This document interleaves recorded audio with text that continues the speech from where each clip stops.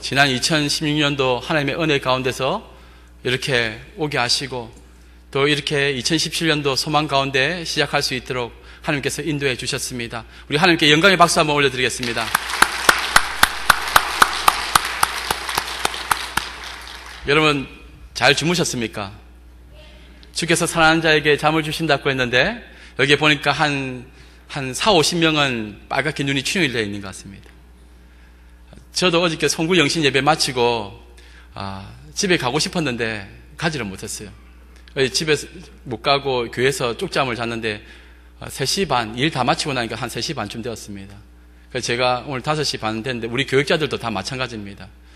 교회 일이라는 것이 쉴 틈이 없어요.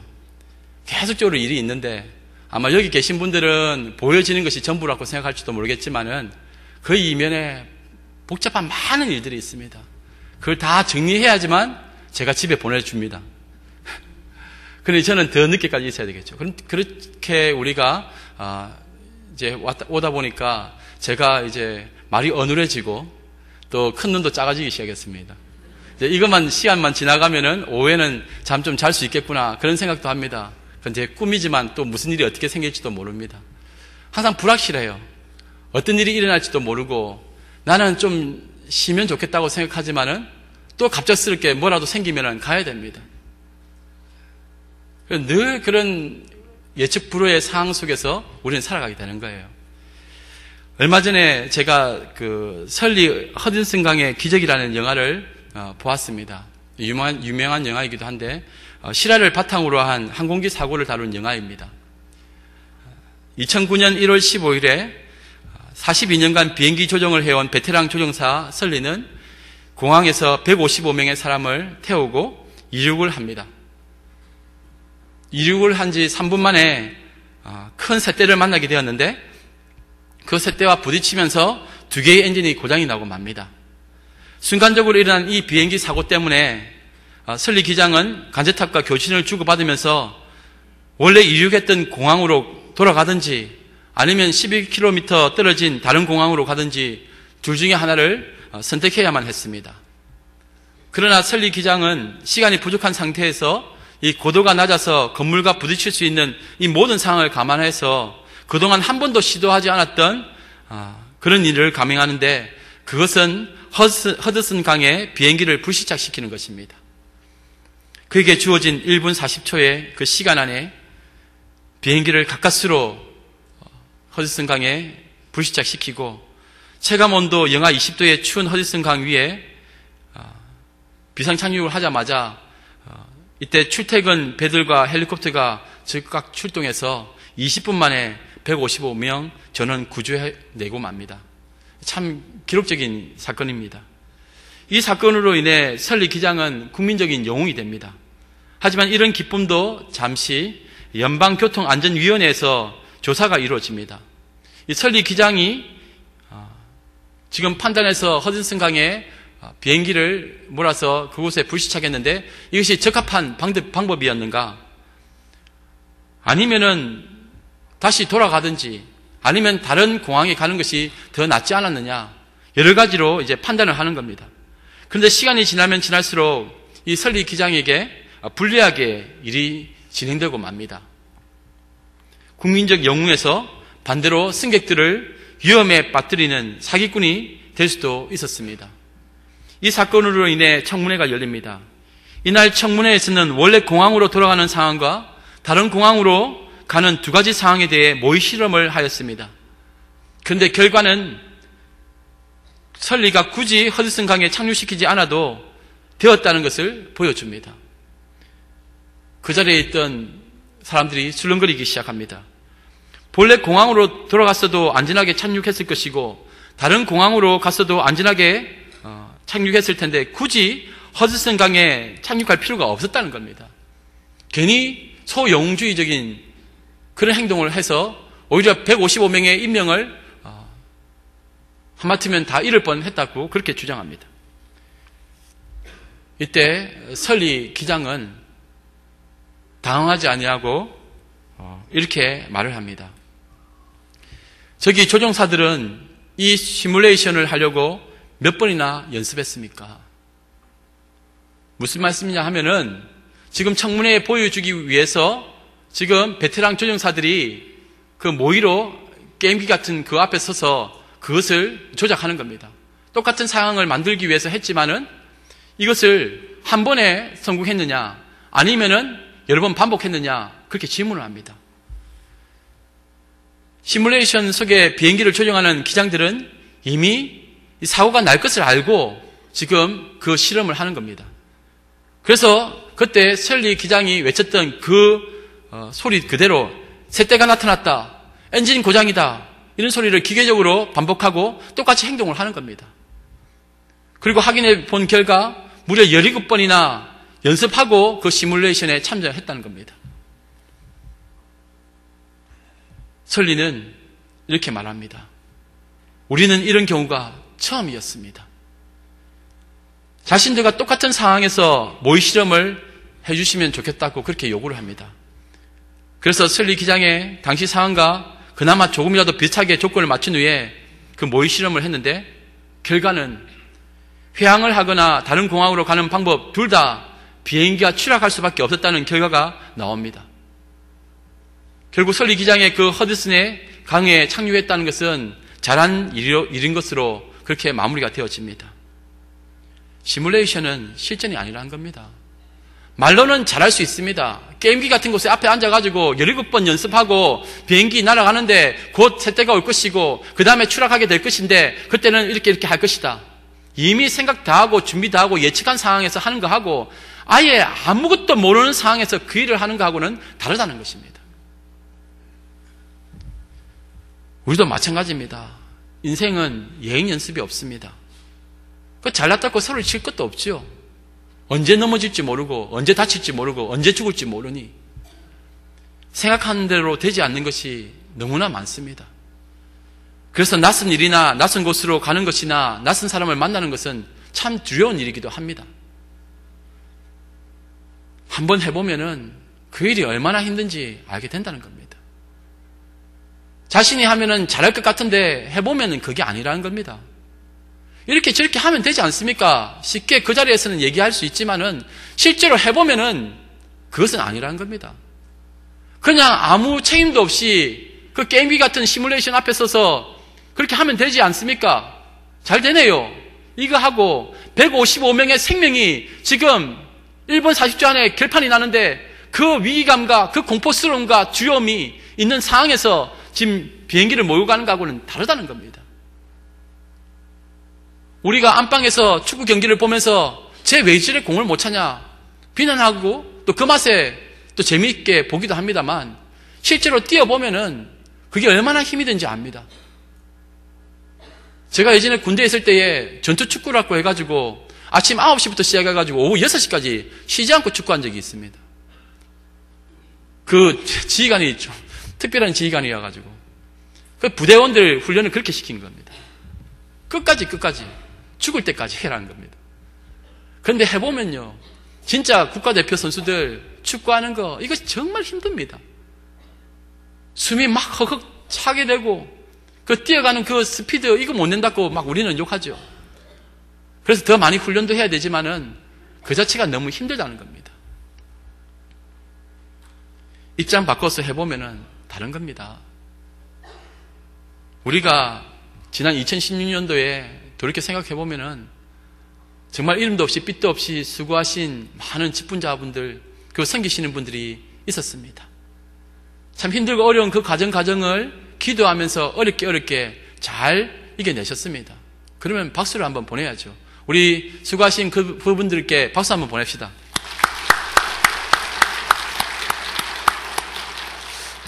제가 어제 송구 영신 예배 때 그 65주년 그 영상을 딱 보면서 많은 생각이 났습니다. 물론 그 역사의 그 안에 있는 내용도 참 중요한 내용이지만 그 자료를 만들기 위해서 몇 달 동안 고생했던 그 준비팀들이 있었습니다. 그건 누군지 모르잖아요. 이름도 없이 수고한 그 손길들이 있었습니다. 청년도 있었고 지사님도 있었고 장로님도 있었고 전도사님도 있었고 또 우리가 간증집도 발간해냈습니다. 이걸 쉽게 받아보죠. 참 좋네. 이렇게 끝날 수도 있습니다. 그런데 이거 만들기 위해서 또 애써서 글 써주신 많은 성도님들도 계셨고, 또 그것을 한 글자 한 글자 교정본 그런 또 전도사님들과 또 우리 또 많은 손길들이 있었다는 겁니다. 그리고 영상도 마찬가지입니다. 그 1시간, 2시간짜리 영상을 짜집기 하고 편집하는 그 과정도 너무 쉽지 않은 과정이었습니다. 돌아서 생각해보면은 내가 생각지도 못하는 곳에서 이렇게 열심히 수고하고 땀 흘린 그들이 있었구나. 그러니 참 감사하게 생각해야 됩니다. 그 일정 바꿔서 내라면 더 잘할 수 있겠는가? 간간히 우리는 그런 생각을 많이 합니다. 야, 전임자는 이것밖에 못했네. 난 더 잘할 수 있어. 그 교만한 마음으로 시작했다가 무너지는 경우가 얼마나 많습니까? 아, 이런 점도 있었네. 이런 오해의 일도 있네. 우리가 어떤 일을 작정하더라도 예기치 않았던 그 사건이 생기면은 그때부터는 난감해집니다. 모세도 마찬가지입니다. 이 모세의 인생도 낯선 여행이었습니다. 우리 인생도 마찬가지고 다 낯선 여행입니다. 그 누구도 여행 연습을 하고 인생 살아가는 사람 아무도 없습니다. 생각으로는 다 잘 될 것 같습니다. 잘하고 있는 것 같습니다. 근데 가보면은 아닌 경우가 너무나 많습니다. 나는 젖과 꿀이 흐르는 가나안 땅으로 가는 줄 알았습니다. 나는 푸른 풀밭, 맑은 시냇물가가 흐르는 곳으로 가는 줄 알았습니다. 그런데 가보니 악을 골짜기고, 가보니 사망의 엄침한 골짜기고, 구덩이고, 아픔입니다. 다시 돌이켜서 후회하고 다시 시작할 수 있도록 기회를 달라고 하지만은 인생은 다시 기회가 주어지지 않습니다. 모든 인생에게 공평하게 주어진 것이 그거 아닙니까? 인생은 단 한 번뿐이다. 그러니 이 인생 한 번 살아가는 거, 잘 살아간다는 것이 그렇게 쉽지는 않습니다. 모세는 한 번도 가보지 못한 그곳으로 갑니다. 광야에서 이스라엘의 하나님을 처음 만나고 하나님의 명령을 따라 애굽에 가서 바로에게 이스라엘 백성을 구출해냅니다. 그런데 가기가 싫었을 것입니다. 그 바로가 얼마나 잔인한 사람인지, 그리고 애굽의 군대가 얼마나 강하고 포악한지 다 압니다. 그곳에 가서 바로와 싸워야 됩니다. 그리고 애굽 군대와 싸워야 합니다. 그리고 급작스럽게 도망쳐 나오다가 나중에는 홍해 앞에 서서 좌절감을 맛보게 됩니다. 그러면 하나님이 길을 열어주시면 또 그 길을 걸어갑니다. 그리고 광야를 거쳐서 또 걸어가는데 그곳에서 굶주려 보기도 하고 갈증에 목말라 하기도 합니다. 자기 혼자만 가면 그래도 나은데 자기 뒤에는 수백만 명의 사람들이 따라오고 있습니다. 한두 사람이 욕을 하더라도 힘들 것인데 그 수많은 사람들이 다 원망과 불평 속에서 못한다, 안 된다 소리 지를 때에 그 모세의 마음은 어떤 마음이었겠습니까? 저라면 이렇게 얘기했겠습니다. 누가 한다고 했나? 나 그냥 양 몰고 집에서 조용히 그냥 지내면 되었을 것인데 괜히 내가 이렇게 와가지고는 고생하네. 하나님께서 그렇게 세우시고 인도하시지만은 불쑥불쑥 나오는 그런 어떤 감정의 그런 것들을 어떻게 막을 수가 있겠습니까? 자신을 이해해주고 잘 도와줄 거라고 생각했던 가장 가까이에 있는 아론과 미리암조차도 그 모세의 마음을 아프게 하지 않았습니까? 그리고 그 이스라엘 백성들을 위해서 그렇게 중보기도 하고 그렇게 애쓰고 수고하는데도 나중에는 이 사람들이 그 모세를 죽이려고 하지 않습니까? 원망과 불평 속에서 또 죽이려고 합니다.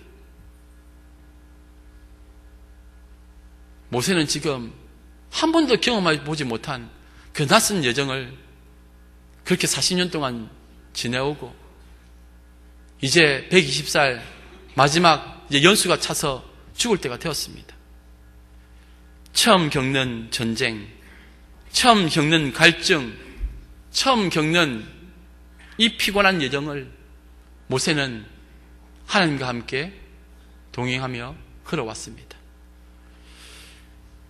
오늘날 우리나라뿐만 아니라 전 세계적으로 지도자의 역할과 부재에 대해서 아주 많이 걱정하고 우려하고 있습니다. 그 본질적인 부분이죠, 이것도. 어떤 지도자와 함께하는가에 따라 그 백성의 운명이 달라지기 때문입니다. 어떤 사사와 함께하느냐에 따라서 전쟁에 승리할 수도 있고 실패할 수도 있습니다. 하나님 앞에 범죄할 수도 있고 하나님께 영광 돌릴 수도 있습니다. 오늘 본문에 보니까 이제 모세가 나이가 들어서 죽을 때가 되었습니다. 이때 하나님은 모세를 느보산으로 올라가게 하십니다. 그리고 앞으로 가게 될 가나안 땅을 하나님께서 보여주십니다. 그렇게 들어가고 싶었던 가나안을 하나님은 그의 눈을 열어서 다 보게 하셨습니다. 오늘 본문을 통해서 우리는 몇 가지 영적인 교훈을 얻게 됩니다. 첫 번째는 하나님은 믿음의 눈으로 우리를 바라보게 하십니다. 하나님은 모세로 하여금 느보산에 올라가라고 말씀하십니다. 느보산은 모압 평지에 있었습니다. 이곳은 약 해발 800m 정도의 작은 산이었습니다. 그런데 이해가 되지 않는 것은 1절부터 4절까지의 내용에 똑같이 보이시고 보게 하였다라는 표현이 나옵니다. 모세는 가나안에 들어가지 못한다고 되어 있습니다. 그렇지만 하나님은 모세를 느보산에 올라가게 하시고 앞으로 차지할 가나안 땅 구석구석을 다 보여주셨습니다. 이렇게 낮은 산에 올라가서 어떻게 가나안의 그 가장 위쪽에 있는 담부터 시작해서 그 온 가나안 땅을 다 볼 수 있었겠습니까? 고성능 만원경이 있어도 그것은 어렵지 않겠습니까? 제주도 한라산에 올라가서 어떻게 백두산까지 다 볼 수가 있겠습니까? 불가능합니다. 그런데도 중요한 것은 모세는 다 보았다는 것입니다. 자신의 눈으로, 자신의 판단으로, 자신의 생각으로 본 것이 아니라 하나님께서 소망 가운데서 그의 눈을 열어주시니 그가 그 가나안 땅을 보았던 것입니다. 비록 본인은 가지 못하지만은 앞으로 자신의 후손과 이 여호수아와 그리고 함께하는 이 이스라엘 백성들이 그 요단강을 건너가서 그 땅에 들어갈 것을 믿음의 눈으로, 소망의 눈으로 볼 수 있게 되었다는 것입니다. 우리도 그와 같은 믿음의 눈이 있기를 소망합니다. 창세기 13장에 보니까 아브라함과 조카 롯이 재산이 많아지고 또 서로의 가축들이 많아지니까 이제 헤어지게 됩니다. 창세기 13장 10절 말씀에 이에 롯이 눈을 들어 요단 지역을 바라본즉 소알까지 온 땅에 물이 넉넉하니 여호와께서 소돔과 고모라를 멸하시기 전이었으므로 여호와의 동산 같고 애굽 땅과 같았더라. 조카 롯이 자기가 먼저 좋은 곳을 차지하려고 지금 높은 곳에 올라가서 스스로의 눈으로 세상을 바라봅니다. 그러니 자기 눈앞에 저 소돔과 고모라 땅이 펼쳐져 있는데 그곳에 가면은 행복할 것 같아서 그쪽을 선택합니다. 말씀에 보니까 에덴 동산 같아서 좋아 보인다고 그렇게 되어 있습니다. 그런데 나중에 큰 낭패를 보게 됩니다. 처음부터 소돔과 고모라 땅 들어간 거 아닙니다. 그 땅이 좋은 것 같아서 한 걸음 한 걸음 근처에 가다가 점점 가까워지다가 나중에 그 소돔 땅에 들어가게 된 것입니다. 우리의 마음을 지키지 못하면은 점점 우리는 악한 길로 갈 수밖에 없는 연약한 존재라는 것을 기억하시기 바랍니다. 그런데 아브라함은 하나님이 동서남북을 바라보라 명령하실 때까지 아무것도 안 합니다. 13장 14절에 롯이 아브라함을 떠난 후에 여호와께서 아브라함에게 이르시되 너는 눈을 들어 너희 있는 곳에서 북쪽과 남쪽 그리고 동쪽과 서쪽을 바라보라. 이때에 아브라함이 바라봅니다. 우리가 먼저 바라보는 것이 아니라 하나님이 바라보라 할 때에 볼 수 있는 믿음을 가지시기 바랍니다. 하나님이 바라보라고 할 때에 그때 바라보는 것이 믿음이 되고 그때 비전을 품게 되는 것입니다. 내가 보고 내가 경험하고 내가 순간에 판단하는 것이 전부가 아니라는 것입니다. 하나님이 보여주시는 것을 볼 때까지 나는 기다려야 합니다. 사사기의 마지막이 당시에 왕이 없는 거로 자기 속에는 옳은 대로 했다고 되어 있지 않습니까? 우리 안에 왕이 없으면은 내가 왕이 되어서 우리 주님이 왕이 아니시면 내가 왕이 되어서 세상의 눈으로 세상을 보고 결국은 소돔과 고모라 땅으로 향할 수밖에 없는 연약한 죄인임을 인정하시기 바랍니다. 말씀에 보니까 결국은 그겁니다. 우리가 무엇을 볼 수 있습니까? 우리는 이렇게 될 것이다, 저렇게 될 것이다, 2017년도를 그렇게 긍정적으로 생각하며 나아갈 수 있겠지만은 긍정적인 마음을 가지는 것은 작년에도 있었고 그 앞에도 있었고 그 앞에도 있었습니다. 나라는 더 잘 될 것이다라는 생각 속에 우리는 그렇게 달려왔지만은 현실이 그렇게 녹록합니까?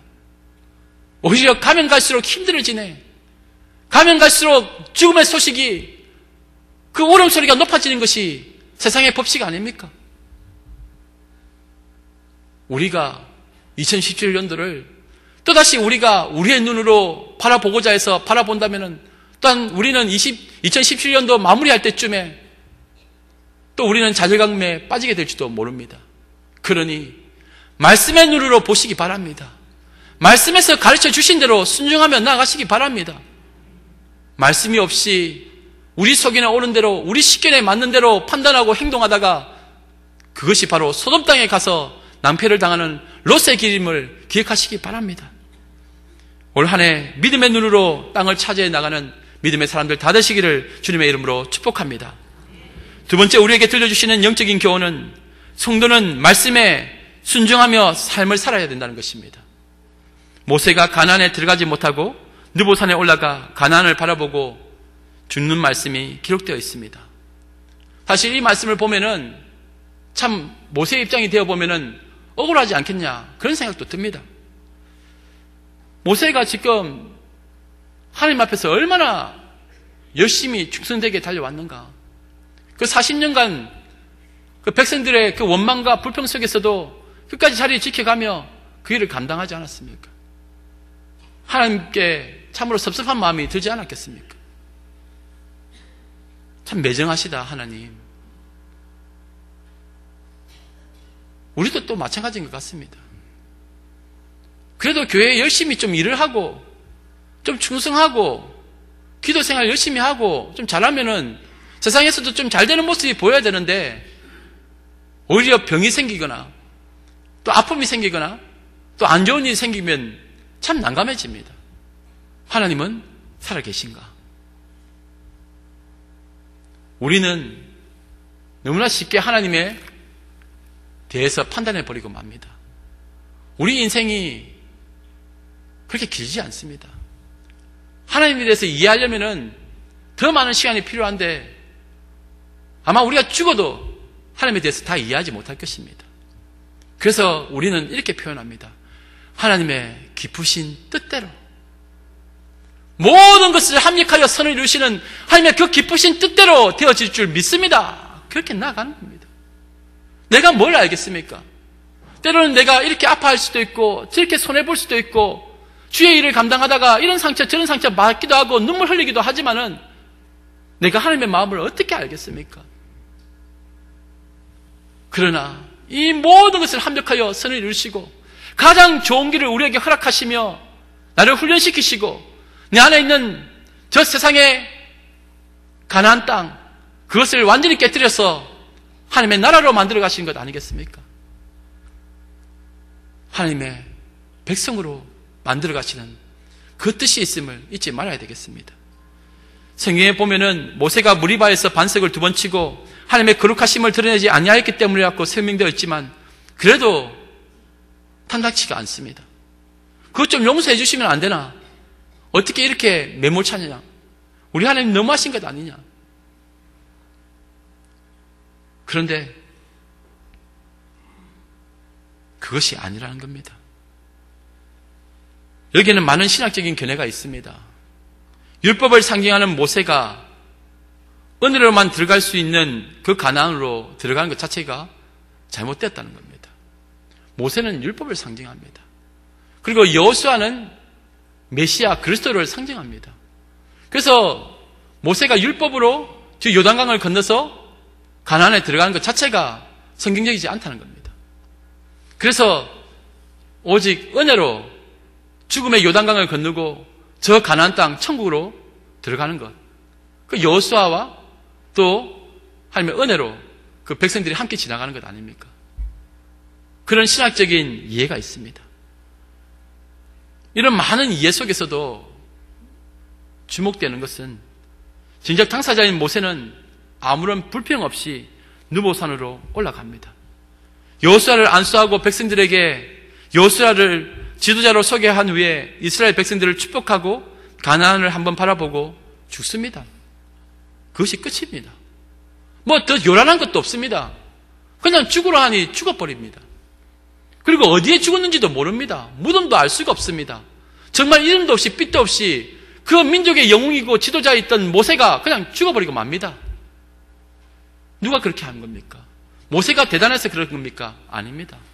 하나님은 그 혈기 많은 모세도 하나님의 은혜로 그렇게 만들어 주신 것입니다. 스스로의 힘으로 그 느보산에 올라가서 죽는 것 아니라 하나님께서 느보산에 올라와서 죽게끔 만들어 주신 것입니다. 그것이 은혜라는 것입니다. 믿음의 자녀들도 마찬가지입니다. 우리가 스스로 잘 죽을 것 같습니까? 우리가 스스로 골고다에서 십자가의 길에서 잘 죽을 수 있을 것 같습니까? 아니란 겁니다. 우리는 그러한 능력도 없고 그런 마음도 안 되어 있습니다. 하나님이 우리를 사로잡아 주지 아니하시면은 도무지 될 수가 없습니다. 내 마음에 무슨 사랑이 있습니까? 내 마음에 무슨 정의가 있습니까? 내가 뭐 그리 대단합니까? 이건 내세울 수 있는 사람 이 세상에 단 한 사람도 없다고 말씀하고 있지 않습니까? 의인은 없나니 하나도 없다. 율법으로는 구원해 줄 수 있는 사람 단 한 사람도 없다. 근데 왜 소리칩니까? 다 은혜 아래 보면은 죽을 죄인들이 지금 주의 은혜 가운데 살아나니까 오히려 더 큰 것을 요구하고 있는 것 아닙니까? 주의 은혜가 너무나 크다는 것을 기억하시기 바랍니다. 우리가 죽을 때도 마찬가지입니다. 내가 세상에서 뭔가 다 얻고 다 누리고 내 마음대로 다 할 수 있으면 참 행복한 삶 살았다. 그거는 세상의 사람들이 하는 거고 그것은 가인의 후손들이 하는 것이고 하나님의 자녀들은 아닙니다. 예수 그리스도와 함께 잘 죽고 잘 사는 것, 영웅으로 성공적인 삶을 살아갈 수 있었지만 겟세마네 동산에서 그렇게 간절히 기도하시면서 우리 예수님 뭐라 말씀하십니까? 나의 뜻대로 나의 원대로 마옵시고 아버지의 뜻대로 행하시옵소서. 살든지 죽든지 주의 뜻대로 행하시옵소서. 그 믿음으로 나아가고 그렇게 십자가에 달려 죽으셨습니다. 그걸로 끝. 부활케 하신 하나님의 은혜가 없었다면, 우리의 삶 가운데 그 부활케 하시는 하나님의 은혜가 없다면 우리는 아무것도 아닙니다. 하나님의 은혜로 여기까지 왔습니다. 나의 뜻과 나의 길을 가는 것이 아니라 주의 뜻과 주의 길을 걸어가는 믿음의 사람들 되시기 바랍니다. 마지막으로 우리가 기억해야 될 것은 느보산에서 죽는 것이 참된 축복이라는 사실입니다. 5절 말씀에 이에 여호와의 종 모세가 여호와의 말씀대로 모압 땅에서 죽어 이렇게 되어 있습니다.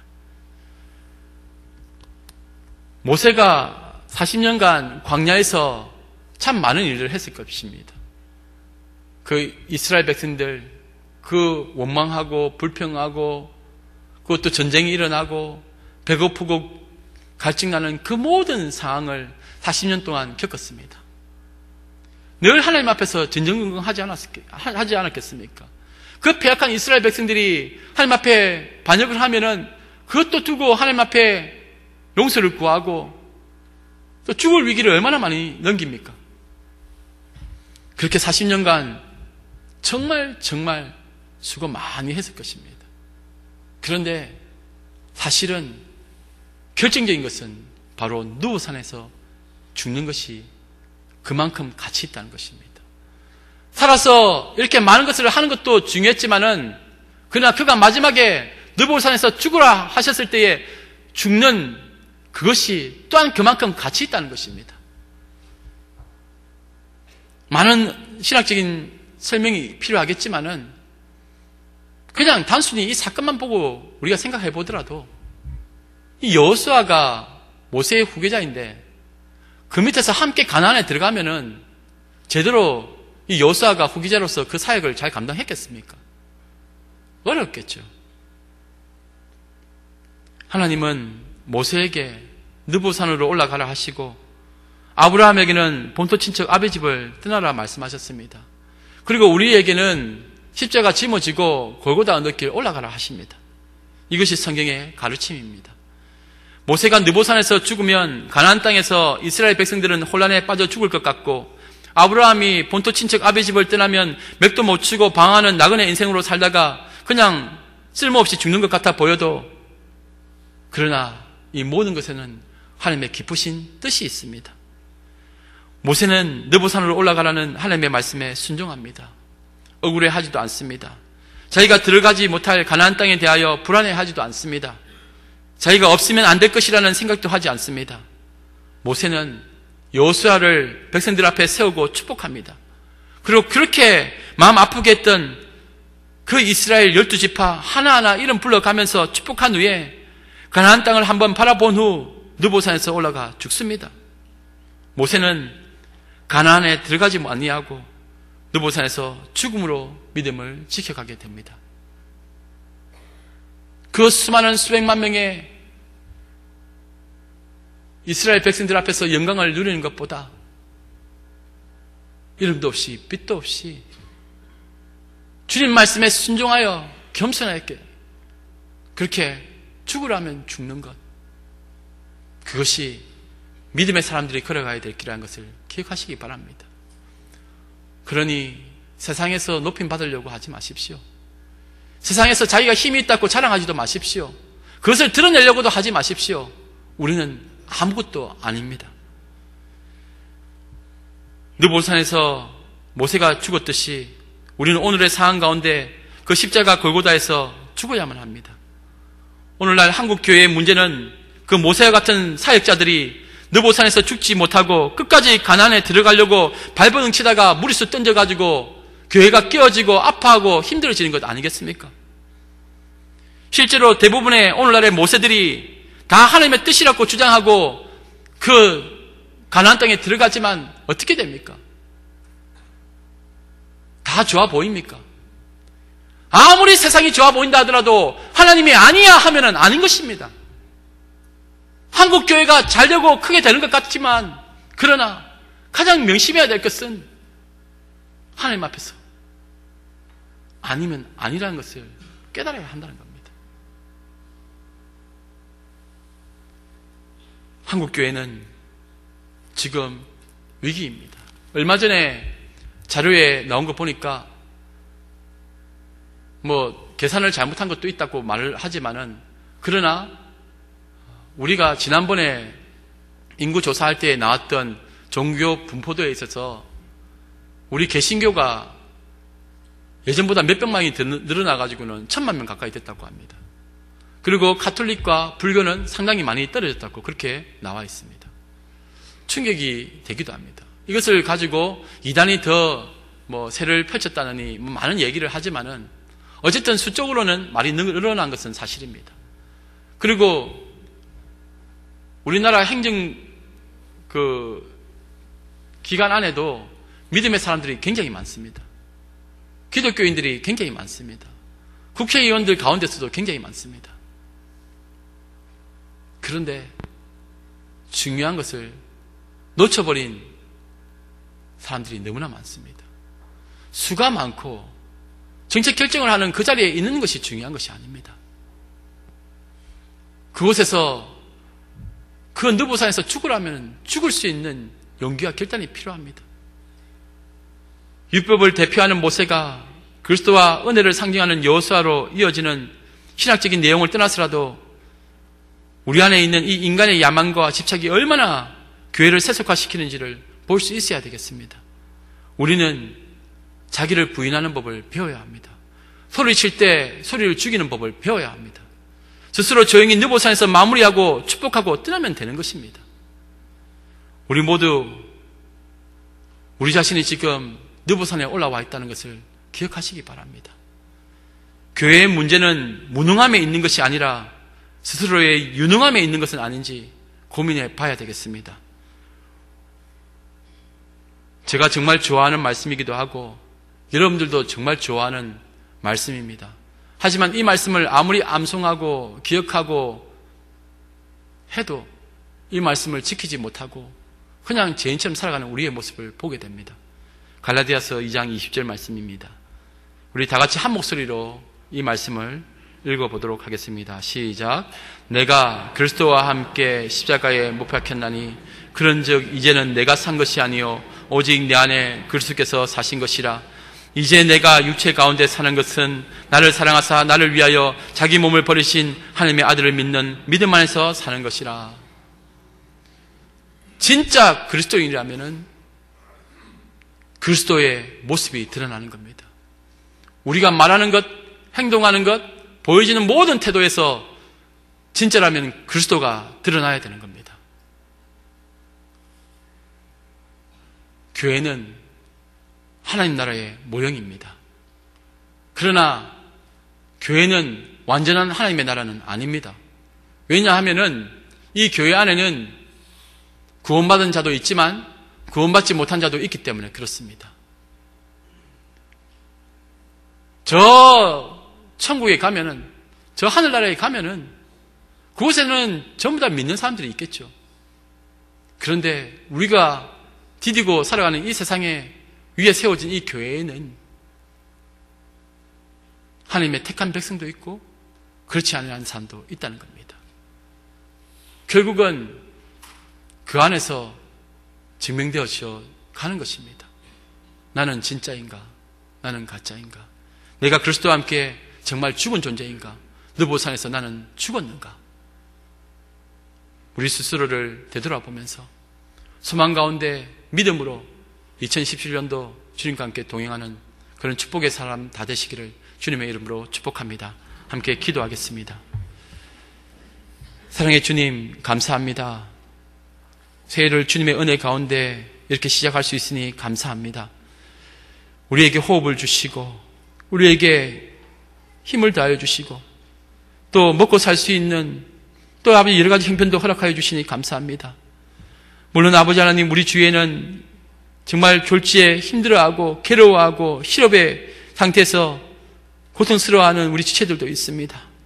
주님, 잘 돌아보게 하시고 서로 사랑하고 이해하며 품어가게 하여 주옵소서. 누가 더 잘난 사람이 있고 더 못난 사람이 어디 있겠습니까? 주님 앞에서 서로 위로하고 격려하며 이해하며 함께 품어나가는, 말씀에 순종하는 그런 삶 살아가는 우리들 되게 하여 주시옵소서. 날마다 스스로를 부인하고 느보산 같은 십자가 위에서 조용히 죽어서 주님께 영광 돌리는 그런 믿음의 사람들 되게 하여 주시옵소서. 예수로 죽고 예수로 살아가는 우리가 다 되게 하여 주시옵소서. 감사드리며 예수님의 이름으로 기도드리옵나이다. 아멘.